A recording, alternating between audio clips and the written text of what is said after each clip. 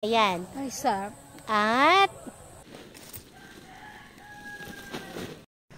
At dahil nga gusto namin magtanim, kaya pumunta talaga kami doon sa amin. Kasi dito sa amin banday walang ganito.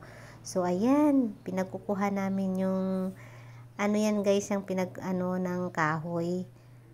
At ayan, okay na siya. Pwede na siyang ilagay sa pananim, parang compost namin. Then, ilalagay namin sa aming petchay. At ayan na nga, natapos na kami sa kakuha. At ayan, na kami. At ayan, Kayang-kaya? ang bigat pala guys, pero para sa para sa ano Anipe?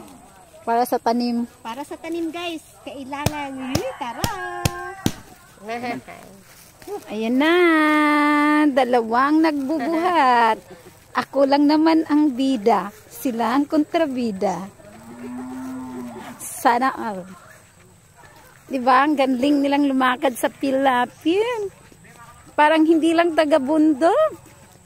Taga-patag lang ang dating.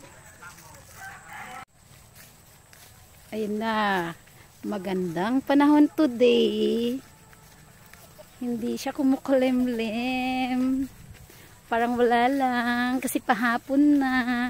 Ayan na yung mga kargador ko. Magaganda at gwapo ang kargador ko, no?